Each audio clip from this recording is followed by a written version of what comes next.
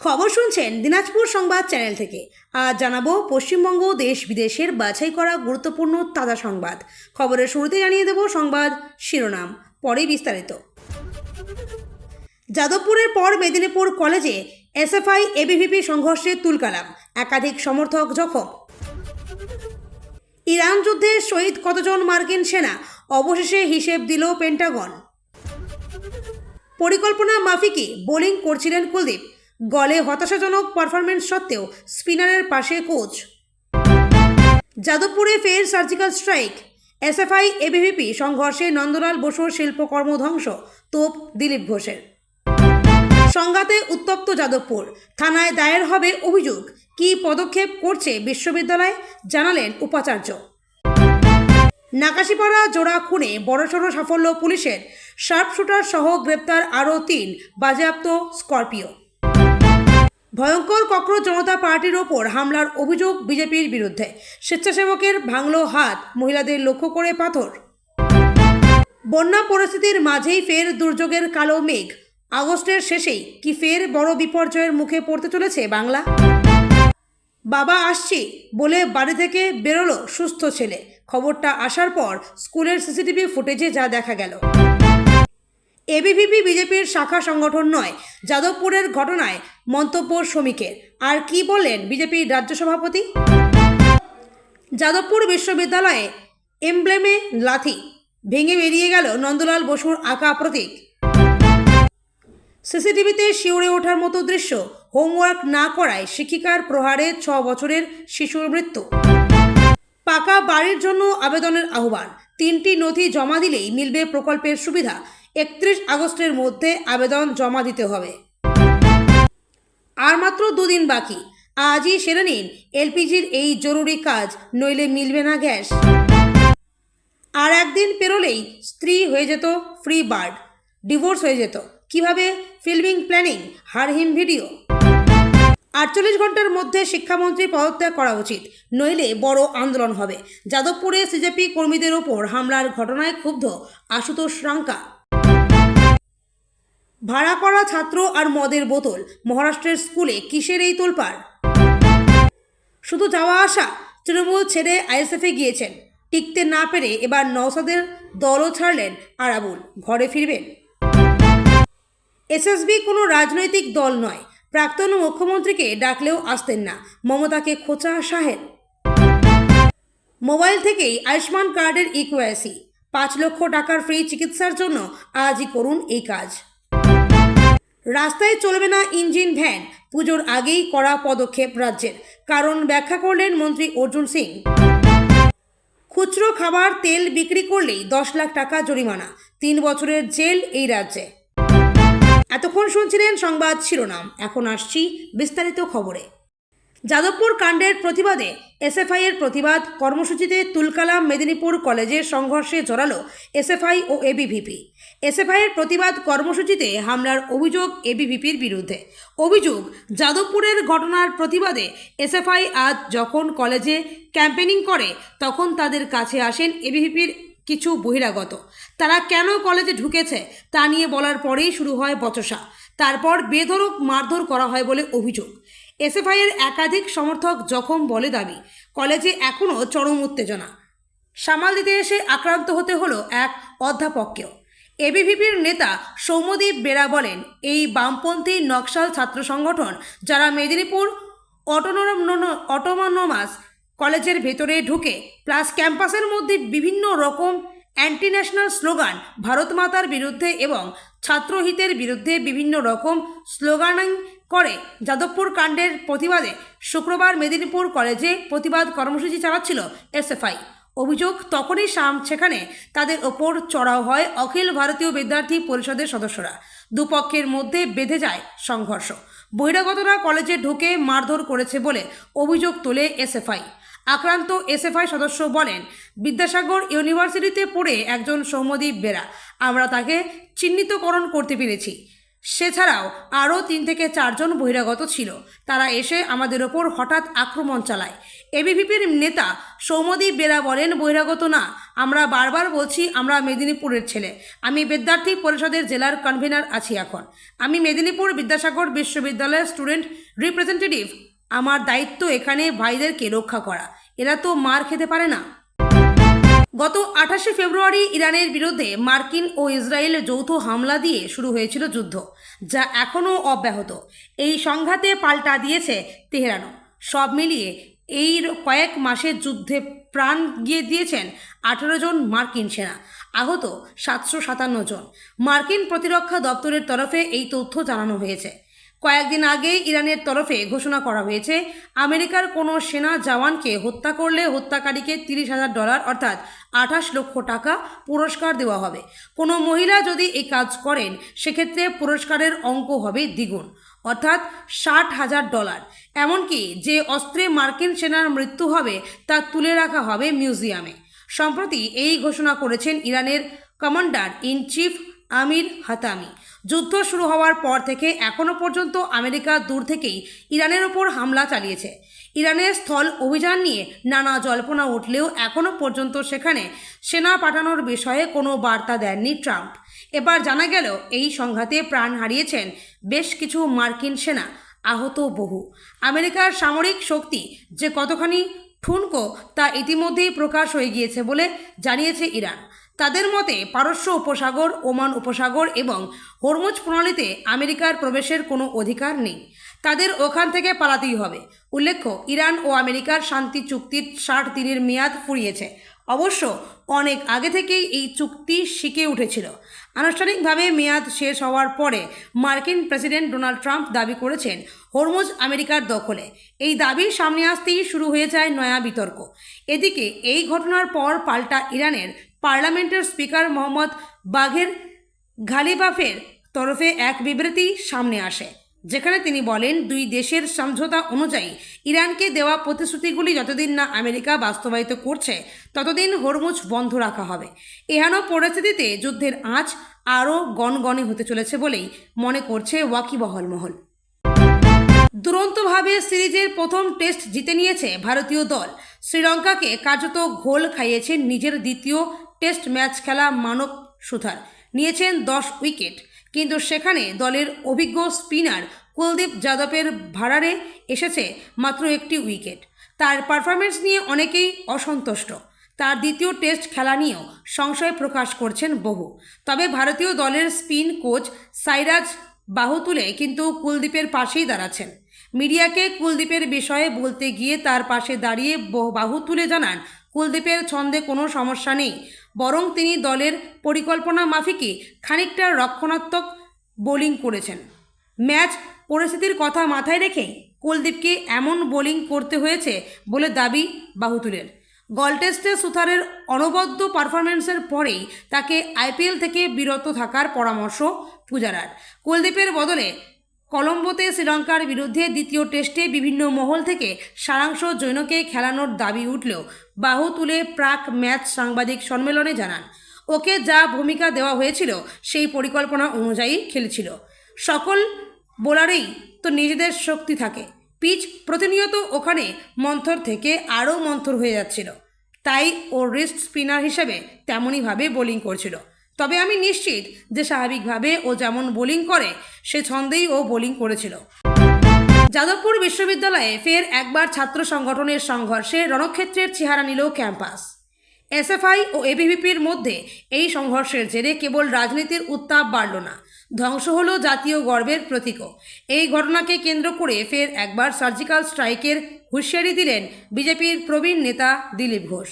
সংঘর্ষের সূত্রপাত ও অভিযোগ, বিশ্ববিদ্যালয়ের ছাত্র সংসদ না থাকা সত্ত্বেও কেন জিবি মিটিং ডাকা হলো, এই প্রশ্ন তুলে প্রতিবাদ জানাতে যান এবিভিপি সমর্থকরা। সেই সময় এসএফআই সহ বামপন্থী ছাত্র সংগঠনের সদস্যদের বিরুদ্ধে জাতি বিদ্বেষমূলক মন্তব্যের অভিযোগ তুলেছেন এবিভিপি কর্মীরা। তাদের আরও অভিযোগ, এই ঘটনার প্রতিবাদ জানাতে গিয়ে তাদের সদস্যদের মারধর করা হয়েছে। আহত 2 এবিভিপি সমর্থককে চিকিৎসার জন্য কেপিসি হাসপাতালে ভর্তি করা হয়। পরবর্তীতে যাদবপুরের বিধায়িকা সর্বরী মুখোপাধ্যায়ের নেতৃত্বে বিজেপি কর্মীরা যাদবপুর থানায় এসে বিক্ষোভ দেখান। রাত বাড়ার সঙ্গে সঙ্গে ক্যাম্পাসের ভেতরে ঢুকে এসএফআইয়ের পোস্টার ও ব্যানার জ্বালিয়ে দেওয়া হয় বলে অভিযোগ। মুছে ফেলা হয় দেওয়াল লিখন। ধ্বংস হল নন্দলাল বসুর শিল্পকর্ম এবং সংঘর্ষের চরম মাসুল গুনল যাদবপুর বিশ্ববিদ্যালয়ের ইতিহাস। সংঘর্ষের মাঝে পড়ে ভেঙে যায় বিখ্যাত শিল্পী নন্দলাল বসুর হাতে তৈরি বিশ্ববিদ্যালয়ের গর্বের প্রতীক এমব্লেম। বিশ্ববিদ্যালয়ের অধ্যাপক রাজেশ্বর সিংহ ব্যথিত হয়ে জানান, এই এমব্লেমটি জাতীয় গৌরবের প্রতীক। এর সঙ্গে জড়িয়ে রয়েছে স্বাধীনতা আন্দোলনের ইতিহাস ও জাতীয় আকাঙ্ক্ষা। আজ তাকে পায়ের নিচে মারিয়ে ভেঙে ফেলা হলো। কি বললেন দিলীপ ঘোষ? এই ইস্যুতে তিনি এদিন রীতিমতো গর্জে উঠলেন দিলীপ ঘোষ। তিনি বলেন, পরিবর্তন আসছে, আরও অনেক কিছু হবে, 6 মাস অপেক্ষা করুন। তৃণমূল কংগ্রেস এদের পুষে রেখেছিল। আমাদের লোকেরা অতীতে সার্জিক্যাল স্ট্রাইক করেছিল। আমি এখনও বলেছিলাম, দেশ বিরোধী কাজ চললে সহ্য করা হবে না। আবারও যদি দেশবিরোধী স্লোগান ওঠে তবে আবারও সার্জিক্যাল স্ট্রাইক হবে। আইনি লড়াই। যাদবপুরের এই অস্থির পরিস্থিতি নিয়ে এবার মামলা পৌঁছেছে কলকাতা হাইকোর্টে।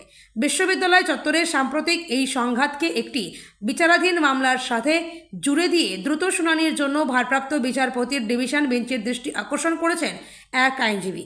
সব মিলিয়ে যাদবপুর ক্যাম্পাসের পরিস্থিতি এখন চরম উত্তপ্ত। প্রশাসনিক পদক্ষেপে এবং আইনি লড়াইয়ে মুখে দাঁড়িয়ে বিশ্ববিদ্যালয়ের স্বাভাবিক পরিবেশ কবে ফিরবে তা নিয়ে উঠছে বড় প্রশ্ন। যাদবপুর বিশ্ববিদ্যালয়ে এবিভিপি এবং বাম ছাত্র সংগঠনগুলির সংঘর্ষ ঘিরে বুধবার রাত থেকেই অগ্নিগর্ভ ক্যাম্পাস। এসএফআইয়ের পতাকায় আগুন ধরানো, পোস্টার ফেস্টুন ছেঁড়া, গ্রাফিটি মুছে দেওয়া থেকে শুরু করে ভাঙচুর ও আগুন জ্বালানোর অভিযোগ উঠেছে এবিভিপির বিরুদ্ধে। পাল্টা এবিভিপির সদস্যদের মারধর করার অভিযোগ করেছেন বিজেপির বিধায়ক। সব মিলিয়ে রাতভর তাণ্ডবের সাক্ষী থেকেছে যাদবপুর। বৃহস্পতিবার একে অপরের বিরুদ্ধে অভিযোগ তুলে পথে নামে এবিভিপি এবং বাম ছাত্র সংগঠনগুলি। পরিস্থিতি আরও উত্তপ্ত হয়ে ওঠে। তাণ্ডবের 1.5 দিন পরে পুলিশ অভিযোগ করেনি বিশ্ববিদ্যালয় কর্তৃপক্ষ। কেন এই গড়িমসি উঠছে প্রশ্ন? আজ কি থানায় দায়ের হবে অভিযোগ? এই বিষয়ে কি জানালো বিশ্ববিদ্যালয় কর্তৃপক্ষ জানাচ্ছে, গোটা ঘটনা নিয়ে শুক্রবারই তদন্ত কমিটি গঠন করা হবে। কিন্তু ঘটনার 2 দিন পরও এখনও থানায় অভিযোগ জানায়নি বিশ্ববিদ্যালয় কর্তৃপক্ষ। আগামী সোমবার সব পক্ষকে নিয়ে বিশ্ববিদ্যালয়ে বৈঠকের সিদ্ধান্ত নেওয়া হয়েছে, জানিয়েছেন উপাচার্য চিরঞ্জীব ভট্টাচার্য। তিনি জানিয়েছেন, পুলিশ কমপ্লেন লজ করা হবে যারা সেদিনের ঘটনায় আননোন পেট্রাটর ছিল তাদের বিরুদ্ধে। তিনি আরও জানান, বিশ্ববিদ্যালয়ের কাছে পুরো ঘটনার সিসিটিভি ফুটেজ রয়েছে। 1 মাসের ওপরে সিসিটিভি ফুটেজ বিশ্ববিদ্যালয় রাখে। তিনি জানান, বিশ্ববিদ্যালয়ে আশাবাদী যে এই সমস্যাগুলো মিটে যাবে। তিনি সকলকে অশান্তি থেকে দূরে থাকার অনুরোধ করেছেন। ক্যাম্পাসে পুলিশ থাকুক সেটা তারা চান না। পুলিশ দিয়ে আইন শৃঙ্খলা বজায় রাখা হবে, এই নীতিতে বিশ্ববিদ্যালয় কর্তৃপক্ষ বিশ্বাস করে না। যাদবপুরের ঘটনায় বুধবার রাতেই এসএফআইকে কড়া হুঁশিয়ারি দেন বিজেপি বিধায়ক সর্বরী মুখোপাধ্যায়। আহত এবিভিপি সমর্থকদের দেখতে কেপিসি মেডিকেল কলেজে গিয়ে এসএফআইয়ের সর্বভারতীয় সাধারণ সম্পাদক সৃজন ভট্টাচার্যকে উদ্দেশ্য করে তিনি বলেন, 1 ঘন্টার মধ্যে অভিযুক্তদের যাদবপুর থানায় আত্মসমর্পণ না করালে যেখানে যে লুকিয়ে আছে টেনে বার করব। তারপরেই অগ্নিগর্ভ হয়ে ওঠে পরিস্থিতি। রাতভর তাণ্ডব চলার হুঁশিয়ারিও দেন তিনি। সর্বরীর এই মন্তব্যের পরেই এসএফআইয়ের সর্বভারতীয় সাধারণ সম্পাদক সৃজন ভট্টাচার্য পাল্টা বলেন, গণতান্ত্রিক প্রক্রিয়ায় এত ভয় পাওয়ার কি আছে? মাঝরাতে গুন্ডামি করার কি প্রয়োজন? এই আবহেই বিজেপি বিধায়ক কৌস্তব বাগচি মন্তব্য করেন, একটা অংশের ছাত্রছাত্রীরা আছেন, তাদের মধ্যে একটা মারাত্মকভাবে দেশবিরোধী চিন্তাভাবনা, যারা দেশের বিরুদ্ধে কথা বলবে, যারা দেশের বিরুদ্ধোচ্চারণ করবেন। একদম বাংলা ধোলাই যাকে বলে, সেই বাংলা ধোলাই দেওয়া হবে বলে আমার অন্তত মনে হয়। বুধবার রাতের সংঘর্ষের সূত্রপাত হয় রাত 9টার পর। ফেডসুর উদ্যোগে ইঞ্জিনিয়ারিংয়ের পড়ুয়াদের একটি জেনারেল বডি মিটিং চলছিল। অভিযোগ, সেখানে এক এবিভিপি সদস্য তথা গবেষক পড়ুয়া গিয়ে ছাত্র সংসদ না থাকা সত্ত্বেও কেন জিবি মিটিং ডাকা হয়েছে সেই প্রশ্ন তোলেন। এবিভিপি সদস্যরা ওই বৈঠকের প্রতিবাদ করেন। এরপরই পরিস্থিতি উত্তপ্ত হয়ে ওঠে বলে অভিযোগ। প্রত্যক্ষদর্শী ছাত্রী এশনা সেনের অভিযোগ, প্রথমে এবিভিপি সদস্যদের সঙ্গে বচসা শুরু হয়। এক গবেষক পড়ুয়া নিখিল দাসের বিরুদ্ধে গায়ে হাত তোলারও অভিযোগ করেন তিনি। অভিযোগ, এরপর বিশ্ববিদ্যালয়ের 4 নম্বর গেট জোর করে খুলে বহিরাগতরা ভিতরে ঢোকেন। যদিও এই অভিযোগ অস্বীকার করে পাল্টা এবিভিপির তরফে দাবি করা হয়েছে তাদের বেশ কয়েকজন সমর্থককে মারধর করা হয়। এরপরই কার্যত রণক্ষেত্রের চেহারা নেয় যাদবপুর বিশ্ববিদ্যালয়। একের পর এক পোস্টার, ফেস্টুন ও পতাকা ছেঁড়ার অভিযোগ ওঠে এবিভিপির বিরুদ্ধে। এসএফআইয়ের পতাকায় আগুন ধরানো হয়, মুছে দেওয়া হয় বাম ছাত্র সংগঠনগুলির গ্রাফিটি। বেশ কিছু পড়ুয়া অরবিন্দ ভবনের ভেতরে ঢুকে কলাপসিবল গেটে ভিতর থেকে তালা লাগিয়ে দেন বলে অভিযোগ। এই ঘটনার পর বৃহস্পতিবার সকাল থেকেই ক্যাম্পাস ও সংলগ্ন এলাকায় উত্তেজনা ছিল। বুধবার রাতের ঘটনার প্রতিবাদে পথে নামে দুই পক্ষই। একদিকে গোলপার্ক থেকে মিছিল করে এবিভিপি, অন্যদিকে 8B বাসস্ট্যান্ডে জমায়েত করে এসএফআই সহ একাধিক বাম ছাত্র সংগঠন। দুপুরে এবিভিপির মিছিল বিশ্ববিদ্যালয়ের গেটের বাইরে অবস্থান করে, অন্যদিকে গেটের ভেতরে বাম ছাত্র সংগঠনগুলির জমায়েত ছিল। দুই পক্ষের জমায়েত ঘিরে ফের অশান্তি ওঠে চরমে। নাকাশিপাড়ায় কংগ্রেস নেতা আনিসুর রহমান এবং তার ছেলে আবু সুফিয়ান রহমানকে খুনের ঘটনায় তদন্তে বড়সড় অগ্রগতি পুলিশের। জোড়া খুনের মামলায় এক শার্পশুটার সহ আরও 3 জনকে গ্রেপ্তার করেছে পুলিশ। পাশাপাশি দুষ্কৃতীদের ব্যবহৃত বলে সন্দেহ করা একটি কালো রঙের স্করপিও গাড়িও বাজেয়াপ্ত করা হয়। নতুন করে 3 জন গ্রেপ্তার হওয়ায় এই মামলায় মোট ধৃতের সংখ্যা বেড়ে দাঁড়ালো 10। পুলিশ সূত্রে জানা গিয়েছে ধৃতেরা হল নাকাশিপাড়ার চিচুড়িয়ায় বাসিন্দা তৌফিক শেখ, মালুমগাছার বাসিন্দা আখতার হোসেন মণ্ডল ওরফে পিন্টু এবং জুয়েল রানা। তদন্তকারীদের দাবি, ধৃত তৌফিক একজন শার্প শুটার, অন্যদিকে জুয়েল রানা ওই স্করপিও গাড়িটির চালক বলে জানা গিয়েছে। তদন্তকারীদের প্রাথমিক অনুমান, ওই স্করপিও গাড়িতে চেপেই দুষ্কৃতীরা ঘটনাস্থলে এসেছিল। গাড়িটি বাজেয়াপ্ত করে তদন্তের কাজে ব্যবহার করা হচ্ছে। গাড়িটির সঙ্গে জোড়া খুনের ঘটনা সরাসরি যোগ রয়েছে কিনা তা খতিয়ে দেখছেন তদন্তকারীরা। এর আগে এই মামলায় 7 জনকে গ্রেপ্তার করেছিল পুলিশ। নতুন করে আরও 3 জন গ্রেপ্তার হওয়ায় নাকাশিপাড়া জোড়া খুনের মামলায় মোট গ্রেপ্তারের সংখ্যা বেড়ে 10 হয়েছে। ধৃত 3 জনকে শুক্রবার আদালতে পেশ করা হবে। তাদের জিজ্ঞাসাবাদের জন্য পুলিশ হেফাজতে নেওয়ার আবেদন জানানো হবে বলে পুলিশ সূত্রে খবর। ধৃতদের জেরা করে খুনের নেপথ্যে আরও কারা জড়িত এবং ঘটনার প্রকৃত কারণ কী তা জানার চেষ্টা করবে তদন্তকারীরা। উল্লেখ্য, গত শনিবার রাতে নাকাশিপাড়ায় বাড়ি ফেরার পথে আক্রান্ত হন কংগ্রেস নেতা আনিসুর রহমান এবং তার ছেলে আবু সুফিয়ান রহমান। হামলার পর দুজনেই মৃত্যু হয়। ঘটনার পর থেকেই জোড়া খুনে তদন্তে নামে পুলিশ। সরকারি স্কুলের পরিকাঠামোগত উন্নয়নের লক্ষ্যে প্রচার চালিয়ে যাচ্ছে ককরোচ জনতা পার্টি। এই কর্মসূচির আওতায় বিভিন্ন জায়গায় সরকারি স্কুল পরিদর্শনে যাচ্ছেন সিজেপির নেতৃত্ব ও স্বেচ্ছাসেবকরা। সেরকমই এদিন রাজস্থানের জয়পুরের একটি স্কুল পরিদর্শনে যাওয়ার পথে তাদের ওপর আক্রমণের অভিযোগ উঠল বিজেপি কর্মীদের বিরুদ্ধে। জয়পুরের বাগড়ু বিধানসভা কেন্দ্রে জীর্ণ অবস্থায় থাকা একটি সরকারি স্কুলে যাচ্ছিলেন তারা। সেই সময় এই হামলার ঘটনা ঘটে বলে অভিযোগ। হামলার জেরে তাদের এক স্বেচ্ছাসেবকের হাত ভেঙে যায় বলে অভিযোগ ককরোচ জনতা পার্টির সহ আহ্বায়ক আশুতোষ রাঙ্কার। রামপুরা কানোয়ারপুরা গ্রামের কাছে ঘটনাটি ঘটে। রাঙ্কা এবং তার দলের অন্যরা সেখানকার সরকারি স্কুলের পরিকাঠামো এবং সুযোগ সুবিধা খতিয়ে দেখতে যাচ্ছিলেন। এ প্রসঙ্গে সিজেপির জাতীয় মুখপাত্র আশুতোষ বলেন, আজ সারা দেশ বিজেপির গুন্ডামি সরাসরি দেখল। সেখানে তখন পাথর ছোড়া হচ্ছিল, অথচ পুলিশ নীরব দর্শকের ভূমিকা পালন করলো। পুলিশ জানিয়ে দেয় যে তারা কোনো পদক্ষেপ নেবে না। মদন দিলাওয়ারের নির্দেশে এসব করা হয়েছে। আমাদের স্বেচ্ছাসেবকদের হাত ভেঙে দেওয়া হয়েছে, আমাদের গাড়ি ভাঙচুর করা হয়েছে, এখানে পাথর ছোড়া হয়েছে। বয়স্করা আমাদের দলের মহিলাদের লক্ষ্য করে পাথর ছুঁড়েছে এবং তাদের ফোন ভেঙে দিয়েছে। এটি পূর্ব পরিকল্পিত ছিল। 48 ঘন্টার মধ্যে এই সমস্ত গুন্ডাকে গ্রেপ্তার করতে হবে এবং ওই আদেশ প্রত্যাহার করতে হবে। তা না হলে এই প্রতিবাদ এখন শিক্ষা সংক্রান্ত বিষয় থেকে সরে গিয়ে মদন দিলাওয়ারের বিরুদ্ধেও ছড়িয়ে পড়বে। আপনার লজ্জা হওয়া উচিত। 1 বছর ধরে একটি মোষের খোয়ারে স্কুলটি চলছে, আমরা সেটির সংস্কার চাই। সেখানে বিজেপির গুন্ডারা উপস্থিত ছিল। রাজস্থানের গণতন্ত্রের ইতিহাসে এটি একটি কালো দিন। এদিকে এই ঘটনার কংগ্রেসের বিরুদ্ধে আক্রমণ শানিয়েছেন রাজস্থানের মন্ত্রী জহর সিং বেধাম। তিনি বলেন, কংগ্রেসের লোকজন নানা মুখোশ পরে গ্রামে গ্রামে ঘুরছে এবং সেখানকার শান্তি বিঘ্নিত করতে চাইছে। জনগণ তাদের উপযুক্ত জবাব দিচ্ছে। কংগ্রেসের লোকজন এখন এই সিজেপির মুখোশ পরছে। কংগ্রেসকে নিয়ে কারো কোনো মাথা ব্যথা নেই, তাই তারা এখন অন্য কারো মুখোশ পরছে। এবার বিহারের মানুষের জন্য উপার্জনের নতুন সুযোগ নিয়ে এলো সে রাজ্যের সরকার। জানা গিয়েছে, সরকারি প্রকল্প বিভিন্ন জনকল্যাণমূলক কর্মসূচি নিয়ে সোশ্যাল মিডিয়ায় ভিডিও তৈরি করলেই এবার টাকা দেবে বিহার সরকার। নতুন নিয়মে সরকারি প্রকল্প নিয়ে কন্টেন্ট তৈরি করা সোশ্যাল মিডিয়া ক্রিয়েটাররা একটি ভিডিওর জন্য সর্বোচ্চ 1 লক্ষ টাকা পর্যন্ত পেতে পারেন।